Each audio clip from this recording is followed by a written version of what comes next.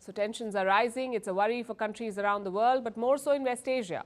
Many of them are caught in a bind. They cannot support Israel, they cannot support Iran, but they also want peace. Tonight, we're looking at where each of these players stands, starting with Qatar. Most Hamas leaders live in Qatar, in the capital Doha. They get a lot of money from the government. So Qatar plays the role of mediator. They negotiate between Israel and Hamas. And in November, they had some success. Both sides agreed to a brief pause in the fighting. Hamas also released some hostages. But a permanent ceasefire has not been achieved, and now Qatar may have had enough. They say their mediation is being abused, so they will re-evaluate their role in the peace talks. Unfortunately, we have seen that there has been an abuse of this mediation and an abuse of this mediation in favor of narrow political interests. This means that the state of Qatar has called for a comprehensive evaluation of this role.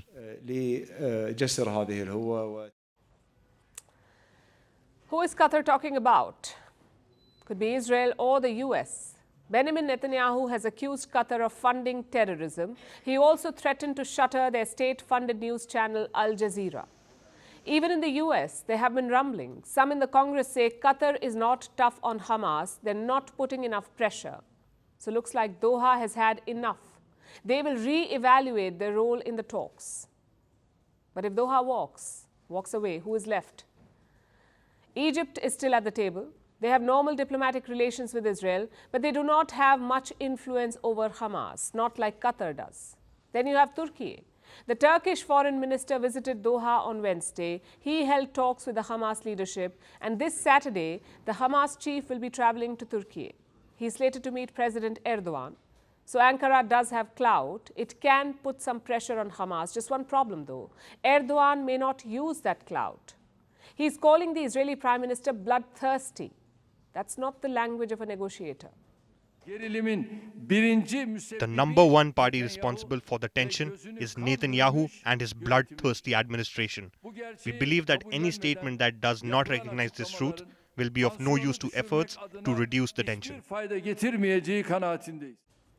So who's left? Jordan is one candidate. They have normal relations with Israel. They also have a large Palestinian population, but their government is under pressure. And why is that? Because Jordan indirectly helped Israel. A number of Iranian drones and missiles had flown over Jordanian airspace, so their military shot them down. Jordan shot down Iranian drones heading for Israel. The government says it was self-defense, but the people are not buying it. There are massive anti-government protests. The people say Jordan is betraying the Muslims of Gaza, so the government is under pressure there. They cannot afford to be seen as pro-Israel. Which brings us to the Gulf states.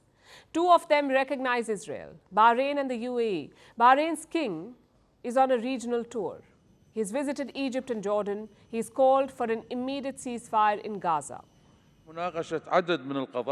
We have discussed a number of issues of priority and importance to reinforce the joint Arab work, especially with regards to the implementation of the ceasefire resolution in Gaza and humanitarian aid delivery.